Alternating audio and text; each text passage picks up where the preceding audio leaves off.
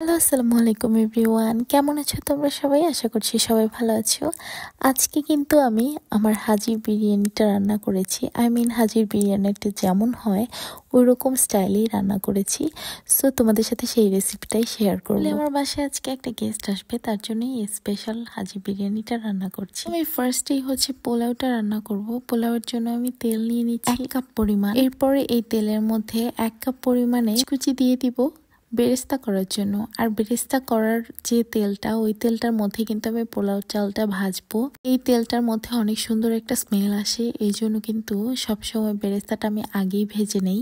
তো আজকের যে বেরেস্তাটা, তাড়াহুড়াতে আমার বেরেস্তাটা একটু পড়ে গেছে, বাট এই বেরেস্তাটা ঠিকই লাগছে, অতটা তিতা লাগে নাই। কিন্তু এর থেকে বেশি পড়ে গেলে কিন্তু তিতা লাগবে। সো এই বেরেস্তা করার সময় সবাই একটু খেয়াল রাখবে। যে কোনো রান্না বান্নাতেই কিন্তু এই বেরেস্তাটা বা পেঁয়াজটা ভাজাটাই বেশি টাইম লাগে আমার কাছে মনে হয়। এর মধ্যে আমি কিন্তু চালগুলো ধুয়ে নিছিলাম, ছাঁকনিতে ঝর্ণা দিয়ে রাখছিলাম যেন সব পানিগুলো বের হয়ে যায়। তারপরে তেলের মধ্যে চালগুলো ঢেলে দিব। এর মধ্যে একটু আদা রসুন আর জিরার গুঁড়া দিয়ে দিব। এরপরে 2 চা চামচ লবণ দিয়ে দিব। আসলে লবণটা সবার শেষে দেখতে হবে যে পরিমাণটা কতটুকু লাগবে বা ঠিক হয়েছে কিনা। এর আগ পর্যন্ত নাড়াচাড়া করতে হবে, আর পানি দেওয়ার পরে কিন্তু লবণটা টেস্ট করে দেখতে হবে। আর আদা রসুন জিরা এগুলো যদি তোমরা না দাও তাহলেও সমস্যা নাই, আমি এটা দেই কারণ পোলাওতে একটা ফ্লেভার আসে এটা রসুনটা ইউজ করার জন্য। তো এরপর আমি নাড়াচাড়া করতে থাকবো। আর এই চালটা ভাজার সময় অবশ্যই তোমরা টাইম নিয়ে ভাজবে, তা না হলে কিন্তু নিচে পোড়া লেগে যায়, আর পোড়া লাগলে কিন্তু আর মজা লাগে না পোলাওটা। তো এখানে একদমই টাইম নিয়ে তারপর রান্নাটা করবে। দেখেছি যে রান্নাটা অনেক বেশি মনোযোগ দিয়ে করা হয় সেটা অনেক বেশি ভালো হয়। আমি কিন্তু রাইস কুকারে পানি গরম দিয়েছিলাম 2 কেজি পরিমাণ, কারণ আমার এখানে পোলাওর চাল ছিল 1 কেজি পরিমাণ। যারা যারা ভিডিওটা দেখছো অবশ্যই আমার চ্যানেলটাকে সাবস্ক্রাইব করে দিবে, আর আমার ফেসবুক পেজটা অবশ্যই ঘুরে আসবে। যাই হোক, আমি কিন্তু পোলার চালটা রাইস কুকারে দিয়ে দিছি, তারপর মুরগি রান্না করার পালা। আমি কিন্তু আমার প্যানের মধ্যে আবারও 1 কাপ পরিমাণে তেল নিয়ে নিছি, 1 কাপ পরিমাণে পেঁয়াজ কুচি নিয়ে নিছি। এরপরে আদা রসুন আর জিরা এগুলো পেস্ট করে 2 চা চামচ করে দিয়ে দিছি। এরপরে এগুলোকে অনেক সুন্দর মতো করে কষাতে হবে, এতে করে অনেক সুন্দর একটা ফ্লেভার আসবে। তারপরে কিন্তু আস্তে আস্তে চুলার জালটা বাড়িয়ে দিয়ে আমি এই পানিটাকে একদমই শুকিয়ে ফেলবো। আরেকটা কথা, রান্না বান্না করার সময় যদি কারেন্ট চলে যায় তখন মেজাজটা কেমন লাগে বলো তো দেখি। আজকে এরকমই কিছু একটা হয়েছিল, কারণ আমি আজকে অনেকগুলো আইটেম করতে চেয়েছিলাম, বাট করতে গিয়ে কারেন্ট চলে গেছে। যেহেতু আমি ইন্ডাকশন চুলায় রান্না করি, আমার গ্যাসও শেষ হয়ে গেছে, তার কারণে কিন্তু আমি রান্না করতে দৌড় দিয়েছিলাম আবারও মাটির চুলাতে।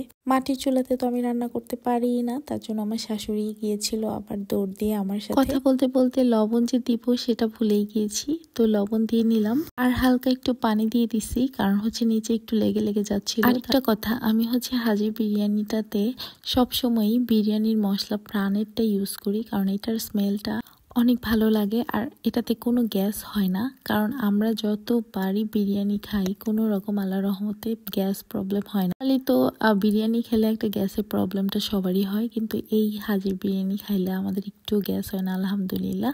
সো তারপরে কিন্তু মুরগির মাংসগুলো আমি ধুয়ে রাখছিলাম, এগুলো দিয়ে দিছি।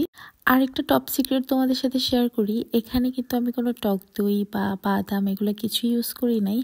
আর এই হাজির বিরিয়ানি তো তুমি যত যাই দাও ততই কিন্তু বেশি মজা হবে, তার জন্য টক দই যদি কেউ দিতে চাও তাহলে দিতে পারো, আমার ঘরে ছিল না। তো দেখো কি সুন্দর একটা কালার আসছে, এটা কিন্তু আরো সুন্দর কালার আসবে। শেষে কালারটা দেখার জন্য অবশ্যই আমার পুরো ভিডিওটা দেখবে। সম্পূর্ণ ভিডিওটা যদি না দেখো অনেক কিছু স্কিপ হয়ে যাবে। তো যাই হোক, এটার পরে কিন্তু আমি একটুখানি চিনি ইউজ করি আমি বিরিয়ানিটার মধ্যে, তাহলে কিন্তু টেস্টটা পুরাই চেঞ্জ হয়ে যায়। যখনই এই মাংসটা হয়ে যাবে তখন কিন্তু আমি একটু চিনি ইউজ করব, যেন একটু ঝাল মিষ্টি এরকম লাগে। পোলাওটা আমি মিশাবো, তখন আরো সুন্দর একটা ফ্লেভার আসবে। তো আমি কিন্তু এই হাজির বিরিয়ানিটা রান্না করি তখন মিক্সড করি পোলাওটা আর মাংসটা একসাথে, কিন্তু আমি রান্না করি না কখনোই, তাহলে কিন্তু গলে যায় মাংসটা। আর মুরগির পিসটা করি অনেক বড় বড়, যেন মানুষকে একটা পিস দিলেই সে অনেক বেশি খুশি হয়ে যায়। নর্মালি তো ছোট ছোট পিসগুলো আসলে করলে ওইটা হাজির বিরিয়ানি হয় না, ওইটা কিন্তু তেহারি হয়ে যায়। তো দেখো আমি পোলাওটা কিন্তু 2 পাতিলে নিয়ে নিচ্ছি। 2 পাতিলে নিয়ে আমি মিক্সড করে নিব। সো ফার্স্টে আমি এখানে দিয়ে দিয়েছিলাম ভুলে, ভাবছিলাম এটার মধ্যে মিক্সড করব, পরে চিন্তা করলাম যে না, রাইস কুকারে করলে তো গরম থাকবে জিনিসটা। আরেকটা জিনিস, মুরগি রান্না করার সময় যেন ঠ্যাংগুলা উপরেই ভাসতে থাকে, এত নিচে নামানোর চেষ্টা করি ভিডিও করার সময়, কিন্তু না, সেই ঠ্যাংগুলো উপরে থাকবেই। দেখো এই যে উপরে একটা ঠ্যাং কিভাবে তাকায় আছে, আসলে ঠ্যাংটা আমার অনেক বেশি ভালো লাগে, এই জন্য আমি বিরিয়ানির মধ্যে দিয়ে দিই। আমি জানি না তোমরা কেউ বিরিয়ানিতে ঠ্যাং দিয়ে খাও কিনা। মুরগির পা, একটু দুষ্টামি করে বললাম ঠ্যাং। দেখো আমার এই পাটা কিন্তু সবার উপরেই চলে আসছে। এই দেখো রান্নার পরেও কিন্তু পাটা উপরেই চলে আসছে, মানে আমি পাটা কোনোভাবেই ঢাকতে পারছিলাম না। আর এই যে বিরিয়ানিটার মধ্যে কিন্তু আমি আলু দিয়ে দিয়েছিলাম, আলু না দিলে তো হাজির বিরিয়ানি সম্ভবই না। আর এই যে ডিমের কোরমাটা করেছিলাম, বেগুন ভাজা করেছিলাম, আসলে আমার ইচ্ছা ছিল আজকে অনেক কিছু করার আইটেম, কিন্তু আসলে কারেন্ট চলে যাওয়ার ক্ষেত্রে আমি এগুলো করতে পারি নাই, যেহেতু আমার শাশুড়ি রান্না করেছিল। এই হচ্ছে ফাইনাল লুক। সো আমি এটা খাওয়ার জন্য এই প্লেটারটা করেছিলাম। সো রেসিপি দেখাতে দেখাতে আজকে ভিডিওর শেষ প্রান্তে চলে আসলাম। সো সবাই ভালো থাকো, সুস্থ থাকো, আর আমাদের জন্য অনেক অনেক দোয়া করবে। আর ভিডিওটা ভালো লাগলে অবশ্যই কমেন্ট করে যাবে। আল্লাহ হাফেজ।